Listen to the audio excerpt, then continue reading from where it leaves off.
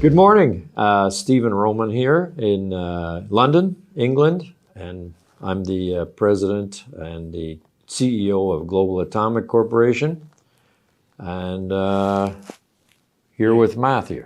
You are in London. Good to see you, man. Good to see you. Fantastic. So one of the most advanced African development players here gracing us with his presence. Thank you very much, sir. Now, we're at the WNA, the World Nuclear Association Conference. Yes. The great and the good are all gathered here. What are they talking about? Well, I'll tell you, Matthew, that the feeling and the mood here this week, and the conference started on Wednesday, so now this is the third day. It's been very, very buoyant. So people are excited. You know, the whole switch to low carbon and the basic talk of nuclear now permeating many, many different aspects. They're even talking about it on the BBC now. So, you know, it's just a whole different mood that's happening now. Yeah, we're seeing politicians all taking the credit for it. Yeah, of course. It's quite funny, actually. So we're also beating each other up over whose idea it was. Look, it's nuclear is the possible solution for this huge energy crisis that we're all going through globally, not just here in the UK and Europe, but everywhere. Why have you come here? What have you? Are you here to listen, or are you here to also do a bit of talking? No, I've been doing both, mostly talking, because the WNA is a forum that a lot of people in the industry come to. So there's utilities here, there's equipment suppliers here, there's many people involved in the industry across the whole spectrum. Okay. So it's a good place to come to London once a year to sort of do the rounds and meet everyone. Yeah. There's other, of course, developers like ourselves. And you can chat with them and see how things are going, whether there's things you could do together to save money, save time, save cost.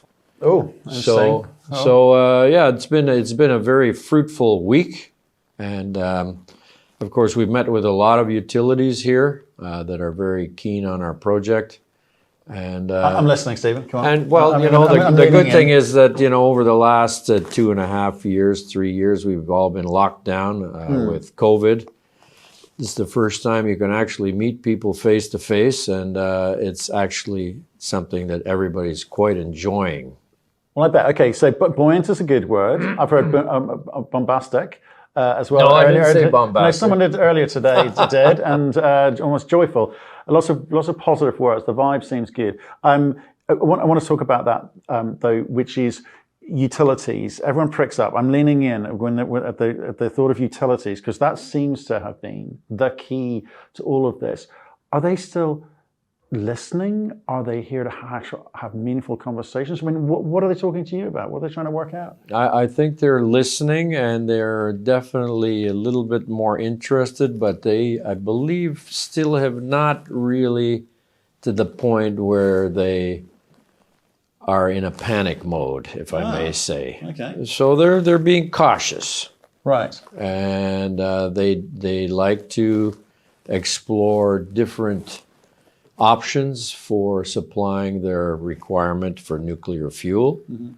And of course, they're looking at all the projects here, and I guess categorizing ones that they think will actually make it in the next few years. Okay, North America is quite good, because it's laying out, the North American government, or the US specifically, saying, look, we're making X billions of dollars available for the nuclear industry. We understand that it is the base load that we're looking for. Renewables is part of the mix, but it's not the solution here. That's encouraging for utilities, because they have renewable, they have coal, they have nuclear as part of their nuclear fleets, part of their solutions. They have lots of different hydro. They have lots of ways they can supply energy, but nuclear is the one which is the most efficient for them. However, they don't like the thought of forking out billions of dollars to build new reactors. So we've seen reactor extension stories. We've seen lots of conversation around SMRs. Are they just playing poker here with the US government to say, hey, give us some more money and we'll get moving? And, again, how do you read that situation? Well, there's been some declarations here at the conference that the US has got to start moving aggressively to expand its reactor fleet. Right. By who? Who's saying that? Well, that's basically the Department of Energy, from Okay. my gathering. So they're talking about some pretty significant reactor fleet expansion. Who's paying for it, though? Well, this is a good point. I don't know who will be paying for it, Right. but this is happening globally now.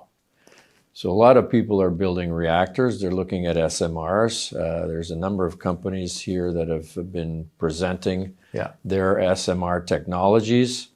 Rolls-Royce, for one, here in the UK, with a complete architecturally designed product, a factory built that they can multiply and keep costs down. Mm-hmm. The big thing with all of these plans is that you have to educate people and train people to be able to fabricate these things. It's not just something that's readily available, and most people have not been in this industry for many, many years. Of course, it's been a little bit of a sleeping dog. It has been a sleeping dog. But let me come back to the US government saying we need to, I think what I heard was we need to double the size of our fleet. That's pretty punchy. That's pretty punchy. Right? It's a lot of money. If I look at the Chinese government building another 45 reactors, they've gone, here's 400 billion, get on with it. And by the way, secure our supply of uranium, enriched or otherwise, to make sure that the lights stay on here. The US government's starting to talk like that. The European government's starting to start those conversations. But it seems with SMR, it might be the shortcut to all of this, because that's obviously PPE. It's private, it's industry rather than government. Again, when you're listening to those SMR type conversations, what's the kind of what's that narrative look like? Are people accepting SMRs as part of the solution or not? Oh, they're very excited. Right. Okay. Everybody that's been listening to these talks is very excited. Right. And there's from many aspects, both on new jobs, training, cleaner power, smaller footprints, less capital required to install these things. They're talking 480 megawatt SMRs, which is already a fairly sizable reactor, but these are designed and built in a factory so that you can replicate them. Yeah. It's not the mega off the billions. Shelf. It's off the shelf. Isn't that hilarious? Off the shelf nuclear reactor. I love it. The other thing we're also hearing is that these SMRs can be sort of retrofitted into existing coal power fire stations. They're changing parts. That's right. Well, I mean, they feel that, and there's a big study been done on, for instance, fairly new coal plants, that most of the infrastructure is fairly modern, up to date. Yeah.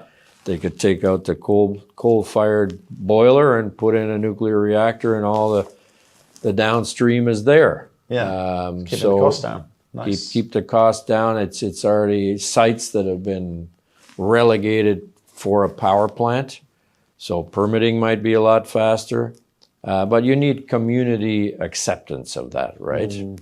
So this is another hurdle, I would say, that people have to go through is educating communities that these kinds of small reactors are efficient and they don't pollute, and it'll create a lot of new jobs. I think Boris Johnson, the outgoing, or he's now gone, Prime Minister of the UK, has made a statement around that one about nuclear being the solution.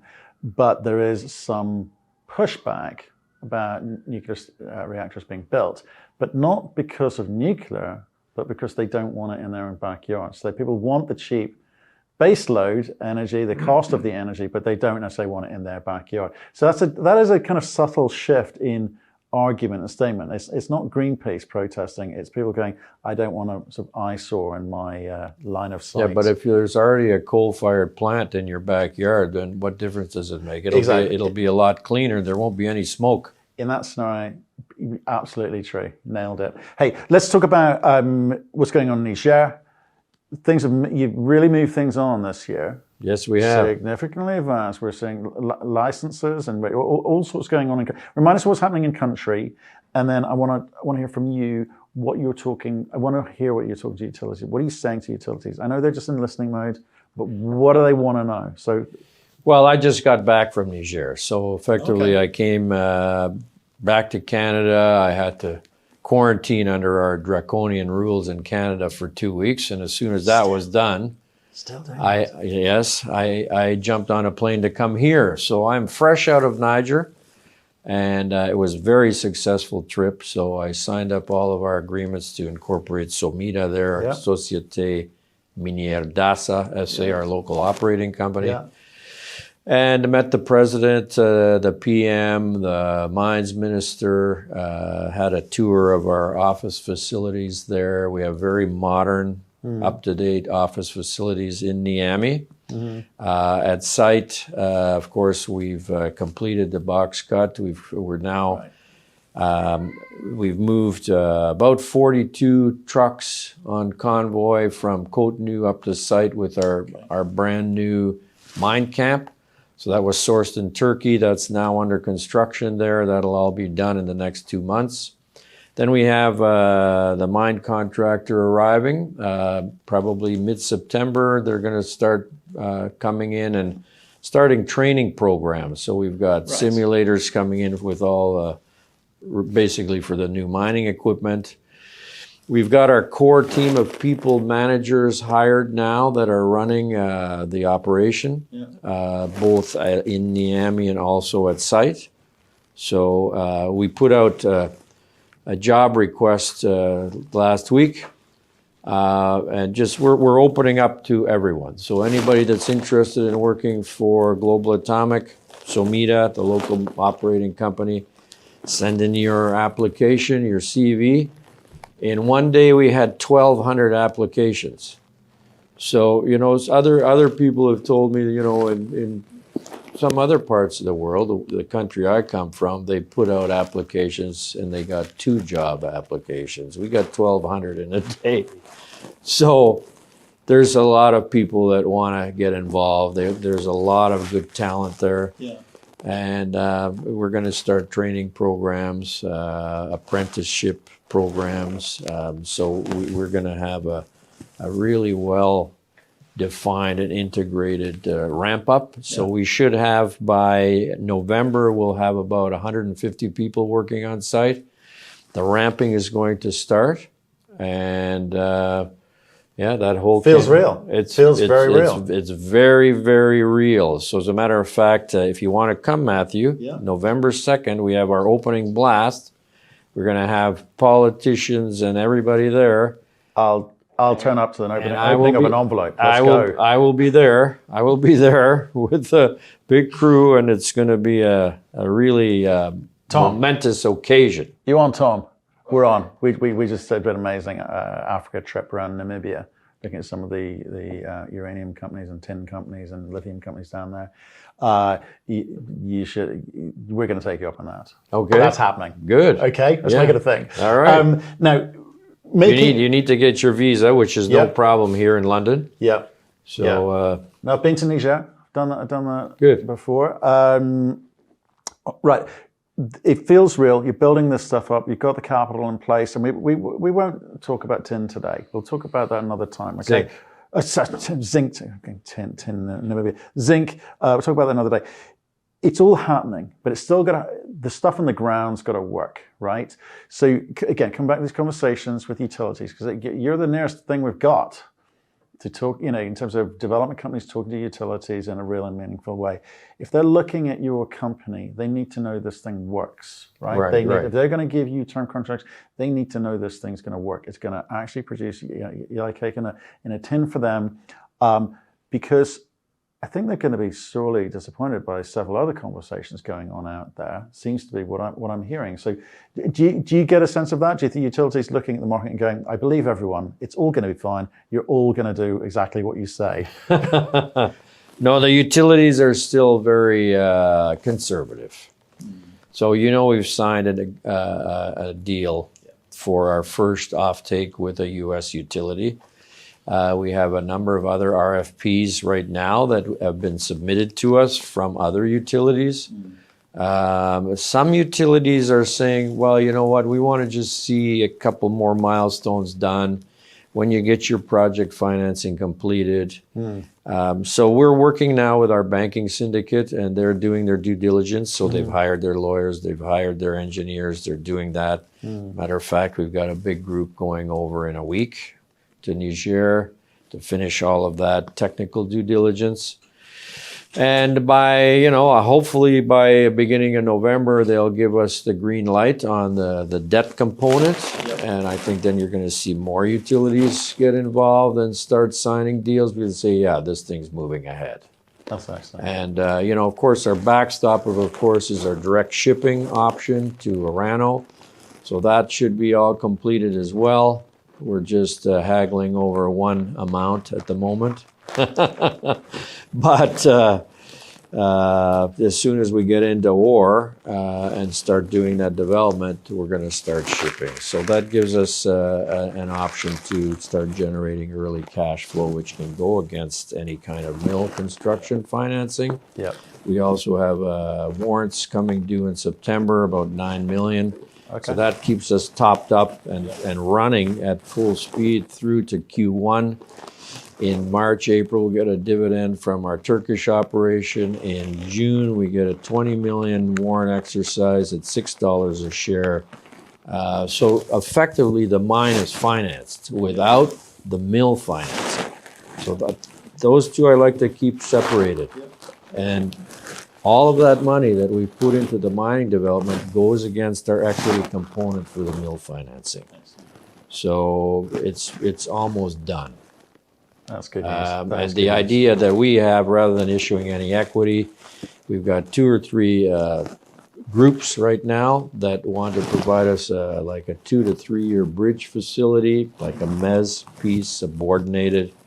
If there is a gap we need to fill, that'll keep the banks happy, then we don't need to issue equity. That's my total desire, and just to do a subordinated loan that you'd pay back from cash flow, because you're going to have a lot of cash flow coming once this goes. Of course, the bulk sample, just to remind you of that, it's the deal is 100,000 tons a year for 5 years. We may be able to accelerate that and supply it over 3 years. Well, that at $50 a pound, that gives us a quarter billion free cash, which effectively would finance the whole plant without any debt. There you go. That's not too bad.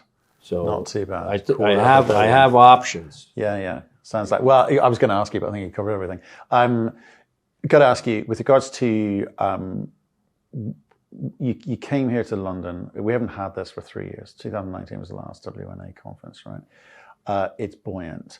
What are you walking away feeling? What's the one thing that you've learned at this conference which gives you extra confidence that this market is going to start moving, this uranium market of ours?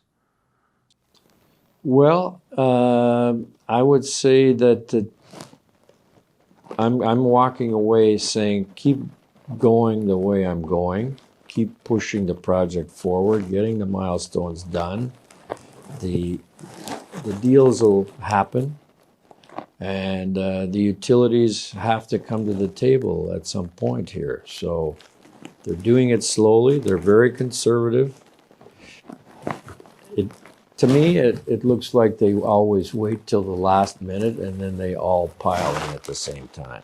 So when it moves, it'll move. So I think that the price will continue to move higher. There could be Cameco and others that bring in some new production, Kazatomprom. But the demand is going to keep growing, and we're not into a typical cyclical uranium market. We're into a long-term market here because the whole world has changed since the last cycle in 2007. Nobody cared about carbon emissions in 2007. So when there was an excess supply, people just stepped back and the price came off. Well, now there won't be an excess supply. There's going to be many, many more reactors, and nobody wants pollution anymore. They want no carbon. So the only way to achieve that is with nuclear reactors.